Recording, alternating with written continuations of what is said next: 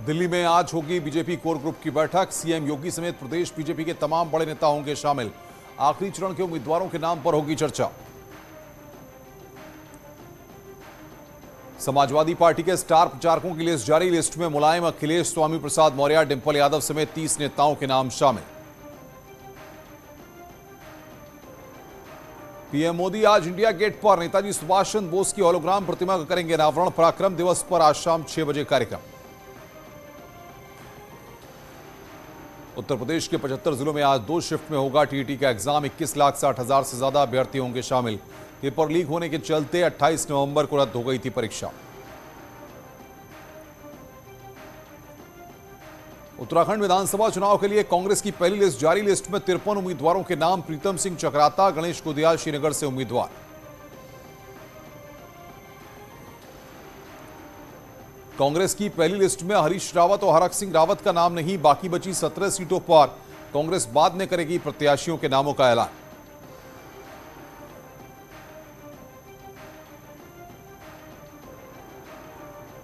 लखनऊ में चलती कार में अचानक लगी आग। ड्राइवर ने कूदकर बचाई अपनी जान। फायर ब्रिगेड ने आग पर पाया काबू।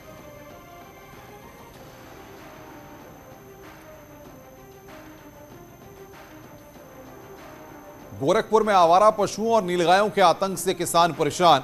फसलों को कर रहे बर्बाद, बड़े पैमाने पर हो रहा नुकसान।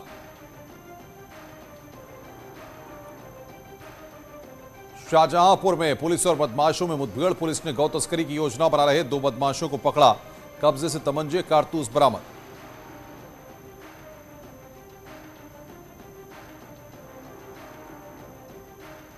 शाहजहांपुर पुलिस को बड़ी कामयाबी। 40 लाख की चरस बरामद की। एक तस्कर भी गिरफ्तार।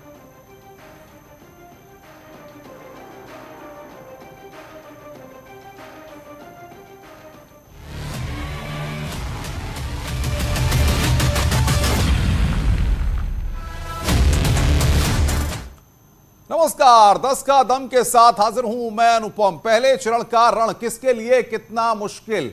उत्तर प्रदेश विधानसभा चुनाव के पहले चरण की 11 जिलों की 58 सीटों पर नामांकन पूरा हो चुका है।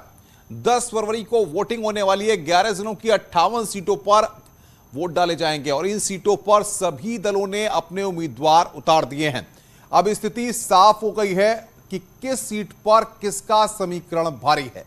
इस सवाल को समझने से पहले आइए समझते हैं कि वो 11 जिले कौन से हैं जहां पर की 58 सीटें हैं, जहां पर की वोट डाले जाएंगे और वहां के समीकरण क्या हैं। इस पर बात करने के लिए हमारे साथ पश्चिमी उत्तर प्रदेश के 5 जिलों के न्यूज 18 के संवाददाता जुड़ेंगे। उनसे हम बातचीत करेंगे, लेकिन सबसे पहले हम देखते हैं कि कहां कहां पर वोटिंग होने वाली है।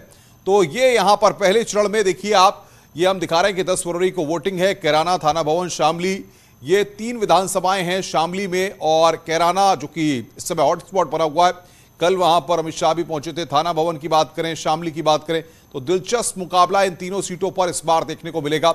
मुजफ्फरनगर जो जाट लैंड है, जाट बेल्ट है, खतौली, मीरापुर, बुढ़ाना, ये यहां पर विधानसभा की सीटें, यहां पर भी दिलचस्प मुकाबला मुजफ्फरनगर में देखने को मिलेगा, क्योंकि यहां पर भी 10 फरवरी को वोटिंग होनी है। ऐसे में मुजफ्फरनगर में चरथावल, पुरकाजी और मुजफ्फरनगर, इन विधानसभा सीटों पर भी इस बार दिलचस्प मुकाबला देखने को मिलेगा। क्योंकि मुजफ्फरनगर के अगर समीकरणों की बात करें तो देखना यह होगा, क्योंकि जिस तरीके से भारतीय जनता पार्टी और सपा और रालोद, क्योंकि सपा और रालोद दोनों अलायंस के साथ अपने कैंडिडेट्स उतारे हैं, तो ऐसे में इन सीटों पर इस बार जो जातिगत समीकरण हैं वो भी बहुत मायने रखते हैं। साथ ही साथ लोकल फैक्टर्स भी एक डिसाइडिंग फैक्टर्स होंगे। बड़ौद, छपरौली और बागपत, ये बागपत की 3 विधानसभा की सीटें जिनके बारे में हम आपको बता रहे हैं। बड़ौद, छपरौली और बागपत, इन सीटों पर भी काफी कड़ा मुकाबला। बागपत भी जाटलैंड है, ऐसे में यहां पर सिवलखास, सरदना, हस्तिनापुर, ये मेरठ की विधानसभा सीटों पर अब हम आ गए हैं। पश्चिमी उत्तर प्रदेश का गढ़ है मेरठ और क्रांति की धरती। ऐसे में सिवलखास और यहां पर किठौर, मेरठ कैंट, मेरठ साउथ, ये और विधानसभा की सीटें हैं। वहां पर भी दिलचस्प मुकाबला यहां पर देखने को मिलेगा। सभी प्रत्याशियों का ऐलान हो चुका है, नॉमिनेशन हो चुके हैं। गाजियाबाद सबसे हॉट सेंटर है। लोनी, मुरादनगर, साहिबाबाद, ये विधानसभा की सीटें हैं जिन पर इस बार दिलचस्प दंगल है। गाजियाबाद में, मोदीनगर में, साहिबाबाद में भी मुकाबला काफी दिलचस्प है। चुनाव से माहौल में इससे पहले आपको बता दें कि तमाम पॉलिटिकल पार्टीज के जो नेता हैं और जो कैंडिडेट्स हैं वो प्रचार में लगे हुए हैं। नोएडा की बात कर लें, गौतम बुद्ध नगर, नोएडा, दादरी, जेवर में अवतार सिंह बढ़ाना और धीरेन्द्र सिंह के बीच में मुकाबला है। नोएडा में पंकज सिंह, पंखुड़ी पाठक, सुनील चौधरी, दिलचस्प मुकाबला। हापुड़ की बात करें, धौलाना, गढ़मुक्तेश्वर और हापुड़, ये विधानसभा की सीटें हैं हापुड़ में, जहां पर दिलचस्प मुकाबला हापुड़ में भी। अलीगढ़, अतरौली, छर्रा, इगलास, अतरौली कल्याण सिंह का गृह जिला, संदीप सिंह कल्याण सिंह के पोते, वहां से खैर, बरौली, कोल, यहां पर भी अलीगढ़ में 7 विधानसभा की सीटें जिन पर दिलचस्प मुकाबला। बरौली से दलवीर सिंह ताल ठोक रहे हैं भारतीय जनता पार्टी की तरफ से, और जयवीर सिंह इस बार ताल ठोक रहे हैं। सिकंदराबाद, सियाना, अनूपशहर, बरौली से पहले दलवीर सिंह जीतते थे, इस बार आपको बता दें कि जयवीर सिंह को वहां से प्रत्याशी बनाया गया है। बुलंदशहर में सिकंदराबाद, सियाना, अनूपशहर, ये यहां पर दंगल है। शिकारपुर, डिबाई, खुर्जा, ये बुलंदशहर की सीटें हैं। बुलंदशहर में भी नेट टू नेट वाला मामला है और सबसे बड़ी बात यह, जातिगत समीकरण बहुत मायने रखते हैं बुलंदशहर में इस बार के चुनावी दंगल में, क्योंकि टिकटों के बंटवारे को लेकर थोड़ी नाराजगी भी देखने को मिली है।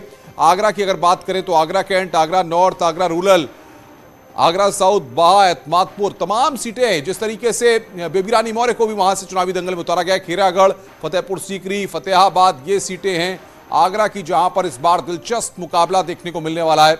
आगरा में छाता की बात करें, मथुरा में आ गए अब हम, छाता, बलदेव, गोवर्धन, मथुरा में भी दिलचस्प मुकाबला, क्योंकि कई राजनीतिक दलों ने पाला भी बदला। ऐसे में छाता, बलदेव, गोवर्धन के साथ साथ वृंदावन, मथुरा, ये तमाम जो सीटें हैं, गोवर्धन, माठ, मथुरा, यहां पर काफी दिलचस्प मुकाबला यहां पर देखने को मिलेगा, क्योंकि श्रीकांत शर्मा भी ताल ठोक रहे हैं एक बार फिर से चुनावी दंगल में, और तो बाकी दिलचस्प मुकाबला यहां पर देखने को मिल रहा है।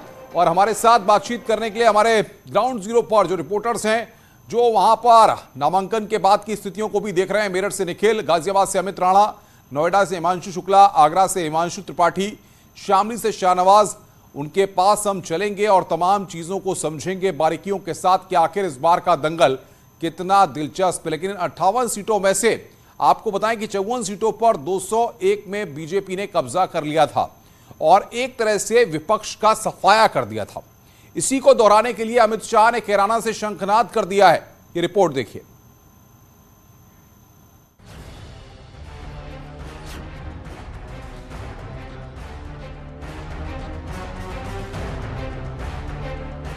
शामली के कैराना से गृह मंत्री अमित शाह ने बीजेपी के प्रचार अभियान का आगाज किया। यहां उन्होंने पलायन पीड़ित परिवारों से भी मुलाकात की। अमित शाह ने दावा किया कि डबल इंजन सरकार ने यूपी के विकास में कोई कोर कसर नहीं छोड़ी और आगे भी ये सिलसिला जारी रहने वाला है।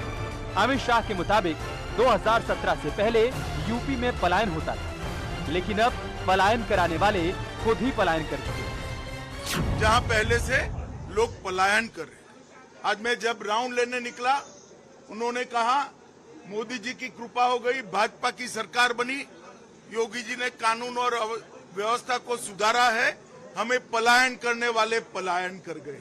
ये जो आत्मविश्वास उत्तर प्रदेश की जनता में मैं देख रहा हूं, मुझे लगता है कि आने वाले दिनों में उत्तर प्रदेश भारत का सबसे विकसित राज्य बनने जा रहा है।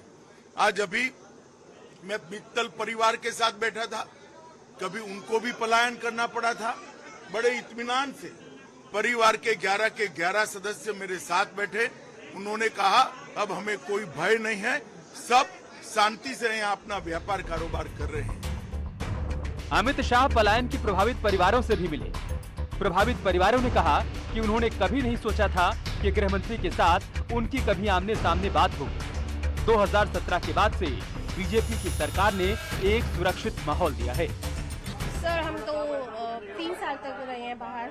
सन 2014 में हम यहाँ से चले गए थे, 2017 में वापस आए हैं। 2017 में वापस आए? हाँ जी। क्या आपको आश्वासन मिला या क्या देखकर आप वापस आए? आपको क्यों लगा कि अब भरोसा किया जा सकता है? सर भाजपा सरकार के आने के बाद में यहाँ का माहौल भी थोड़ा अच्छा हो गया, पहले से काफी अच्छा हो गया, क्योंकि हम लोगों से रंगदारी मांगी गई थी सन 2014। बहुत सैड, मतलब ऐसा कुछ भी नहीं, बिल्कुल एकदम नॉर्मल। और सबसे इम्पोर्टेंट बात यह है कि इतना बड़ा आदमी हमारे बारे में सोच रहा है, यही एक बहुत बड़ी बात है। इससे हमें काफी ज्यादा ऐसा फील होता है कि हाँ हम सेफ है, कोई हमारे बारे में सोच रहा है। अमित शाह ने कैराना की टीचर्स कॉलोनी से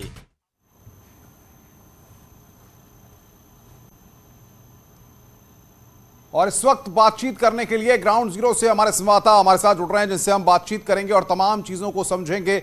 हमारे साथ शामली से शहनवाज, गाजियाबाद से अमित राणा, मेरठ से निखिल, आगरा से हिमांशु और नोएडा से हिमांशु शुक्ला हमारे साथ जुड़े हुए हैं, जिनसे हम बातचीत करेंगे। सबसे पहले हम शामली चलते हैं, जो कि इस वक्त हॉट सेंटर बना हुआ है, क्योंकि अमित शाह जिस तरीके से कैराना कल गए और उसके बाद डोर टू डोर प्रचार भी किया, और सियासी सरगर्मियों में कैराना हमेशा ध्रुवीकरण की राजनीति के लिए जाना जाता है। शाहनवाज, बताइए इस बार शामली की विधानसभा सीटों पर क्या समीकरण है? नामांकन हो चुके हैं, कुल कितने उम्मीदवार दंगल में हैं और इस बार का मुकाबला किन किन मुद्दों पर होने जा रहा है?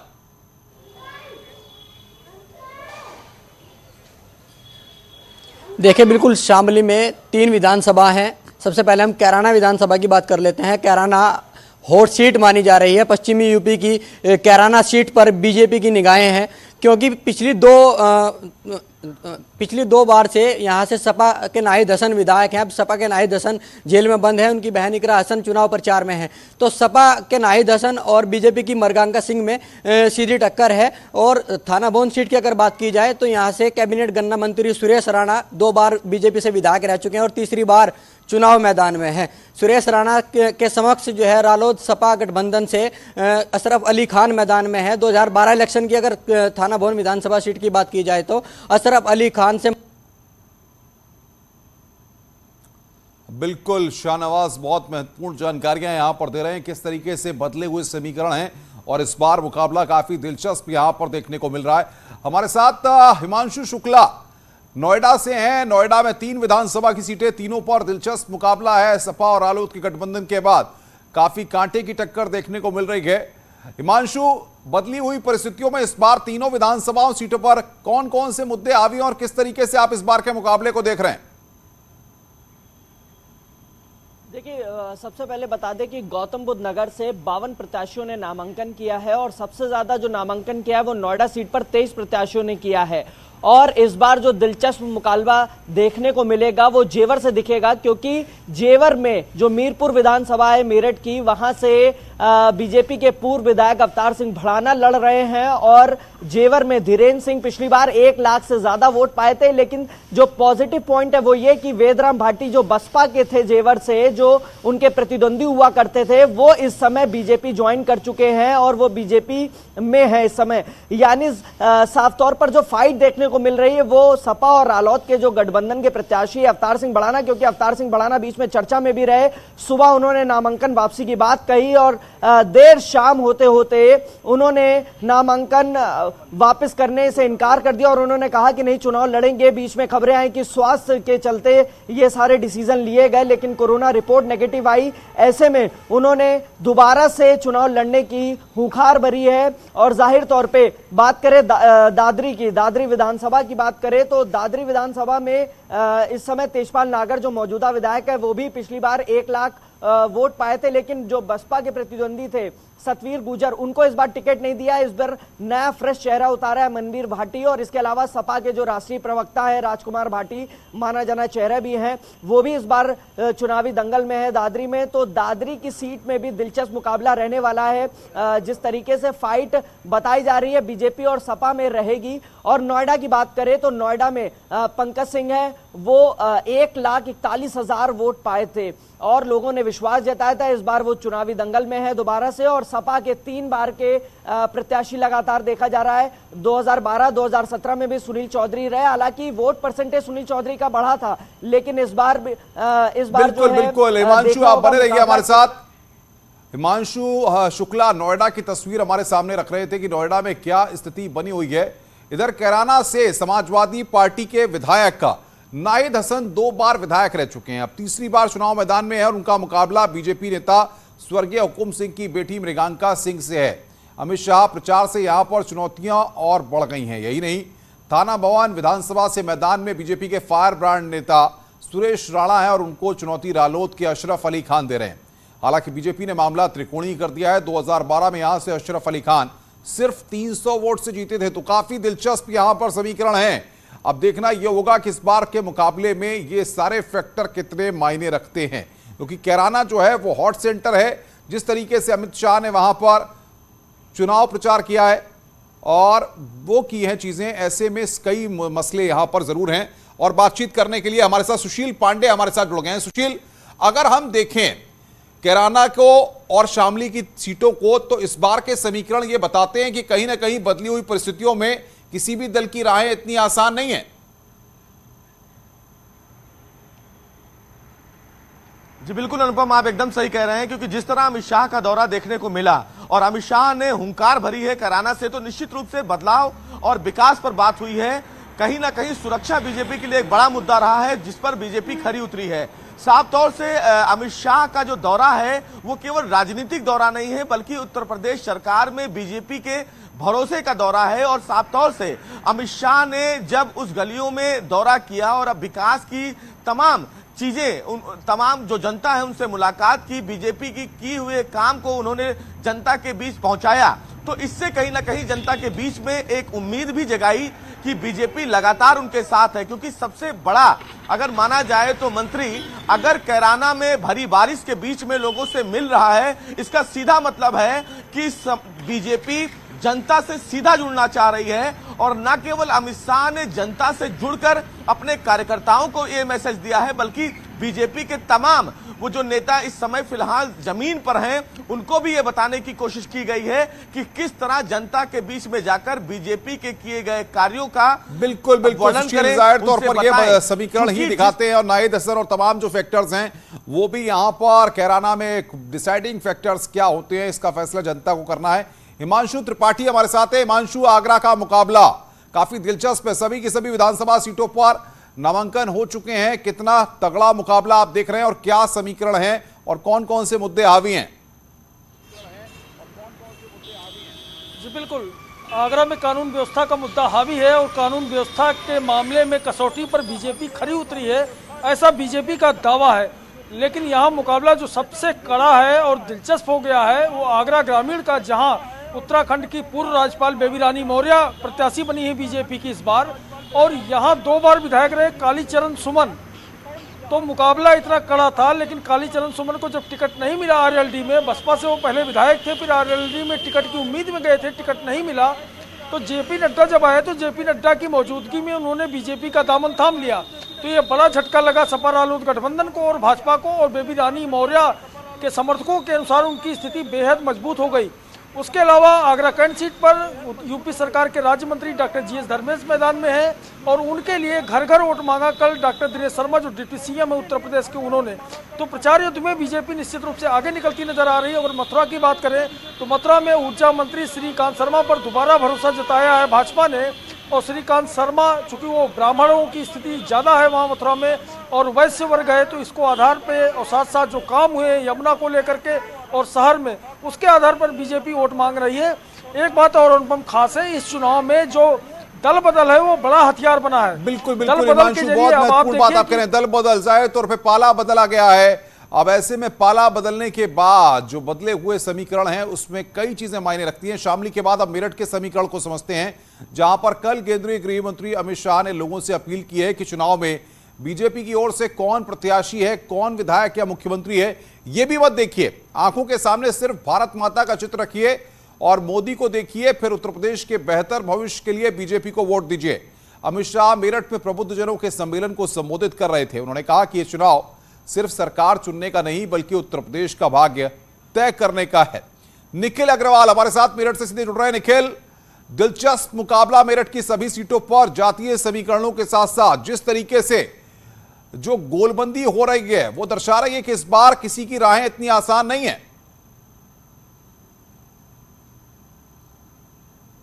बिल्कुल, जिस तरीके से गोलबंदी हो रही है और ये दर्शा रही है कि राहें आसान नहीं है, लेकिन जिस तरह से कल अमित शाह का दौरा था और उन्होंने प्रबुद्धजनों से जो सम्मेलन किया है और जो उसमें बात कही है, तो उसको लेकर कहीं ना कहीं राजनीति में कहीं ना कहीं एक नया समीकरण फिट हो गया है। लोगों को साफ तौर पे कहा कि आप भारत माता का चित्र ध्यान में रखिए और वोट दीजिए। तो इस बात को लेकर एक बड़ा मैसेज है कि सुरक्षा और देश हित सर्वोपरि है। तो इस बात को लेकर अगर मेरठ के समीकरणों की बात करें तो मेरठ में 7 विधानसभा सीटें हैं और सबसे पहले कैंट विधानसभा, क्योंकि 4 बार से भाजपा की छपरौली जैसा है मेरठ का कैंट, क्योंकि हमेशा से भाजपा का विधायक जीतता है, 4 बार से विधायक थे, लेकिन इस बार जो प्रत्याशी है वो बदल दिया गया है और इस बार उसे ये सीट बचाना इसके लिए एक चुनौती जैसा होगा। लेकिन इसके बाद अगर बात करें मेरठ की सरधना सीट की, वहां से फायर ब्रिगेड नेता संगीत सोम चुनाव लड़ रहे हैं और उनके सामने समाजवादी पार्टी से अतुल प्रधान चुनाव लड़ेंगे, तो उन्हें भी अपनी सीट बचाना चुनौती होगा। इसके बाद हस्तिनापुर की बात करेंगे, क्योंकि हस्तिनापुर में विधायक दिनेश खटीक को सरकार ने भरोसा जताते हुए उन्हें मंत्री बना दिया और उन्हें अब अपनी सीट जाहिर तौर पर बड़ी महत्वपूर्ण जानकारियां आप दे रहे हैं निखिल। आएंगे अब आपके पास अमित राणा गाजियाबाद से हमारे साथ है। अमित, गाजियाबाद की सीटों पर कितना कड़ा मुकाबला आप देख रहे हैं और क्या दल बदल और तमाम नेताओं ने जो पाले बदले हैं उसका भी कुछ असर है ग्राउंड पर? देखिए मैं आपको बताना चाहूंगा, गाजियाबाद में कुल 5 विधानसभा हैं और इन 5 विधानसभा के लिए कुल 73 नामांकन पत्र दाखिल भी किए गए हैं। अगर बात की जाए गाजियाबाद की 5 विधानसभाओं में, जो इस बार मुकाबला होना है वो लोनी विधानसभा में होना है। नंद किशोर गुर्जर जो कि हमेशा चर्चा में रहे हैं, भाजपा से सिटिंग विधायक हैं, उनके अगेंस्ट में जो खड़े हुए हैं मदन भैया जो कि आरएलडी और सपा के जो कैंडिडेट हैं, उन्हें दबंग भी बताया जाता है, बाहुबली भी बताया जाता है। यही कारण भी रहा कि नंद किशोर गुर्जर ने नामांकन से ठीक पहले वो किया था ऐलान की लोनी में ना अली ना बाहुबली, सिर्फ बजरंग बली, जिसको लेकर उन्हें नोटिस भी दिया गया था। लेकिन जो इस बार का कड़ा मुकाबला होना है वो लोनी सीट पर होना है, क्योंकि लोनी में भाजपा विधायक नंद किशोर गुर्जर है, वहीं उनके सामने जो खड़े हुए हैं वो मदन भैया है। और मदन भैया की जो वोटों की जो तादाद है वहां पर लोनी में बहुत ही ज्यादा है, क्योंकि उनका जो व्यवहार कुशल उनको बताया जाता है। लेकिन वहीं दूसरी ओर अगर बात की जाए मोदी नगर की जो सीट है, जहां पर अभी सिटिंग विधायक जो हैं वो भाजपा से हैं, मंजू शिवाज, उनका भी मुकाबला आरएलडी और सपा के गठबंधन से जो सुदेश शर्मा खड़े हुए हैं, जो पूर्व विधायक रह चुके हैं, उनके साथ है। 2 ऐसी सीटें हैं जहां पर की भाजपा को कड़ी टक्कर लेनी होगी और जहां उनको अपनी जमीन तलाशनी होगी। हालांकि बात अगर की जाए गाजियाबाद शहर सीट की, यहां पर भी भाजपा के सिटिंग विधायक है जो कि स्वास्थ्य मंत्री भी हैं अतुल गर्ग, उनकी सीट भी सुरक्षित बताई जा रही है। वहीं बात की जाएगा साहिवाल विधानसभा की, जो कि यूपी की सबसे बड़ी विधानसभा है, वहां पर भी सिटिंग एमएलए जो हैं वो भाजपा से हैं, सुनील शर्मा उनके मुकाबले में जो खड़े हुए हैं पंडित अमरपाल शर्मा खड़े हुए हैं। लेकिन ये बिल्कुल अमित, बहुत महत्वपूर्ण बात आप कह रहे हैं कि किस तरीके से ये बदली हुई परिस्थितियों में अब यहां पर गाजियाबाद में जो 5 विधानसभा की सीटें हैं उन पर जो रण है वो काफी दिलचस्प होने वाला है। आपका और सुशील का, निखिल का, हिमांशु शुक्ला का हमारे साथ जुड़ने के लिए और बातचीत करने के लिए बहुत बहुत शुक्रिया। तो सबसे बड़ी बात यह है कि 11 जिले हैं इस पहले चरण में और 58 सीटें जिन पर दिलचस्प मुकाबला यहां पर देखने को मिलेगा। इसका अपडेट न्यूज़ 18 लगातार आपकी स्क्रीन पर आपको पहुंचाता रह रहा है। हम ग्राउंड जीरो से भी आपको कवरेज दिखा रहे हैं। फिलहाल रुक रहे हैं यहां पर एक ब्रेक के लिए। ब्रेक के बाद जल्द हाजिर होते हैं।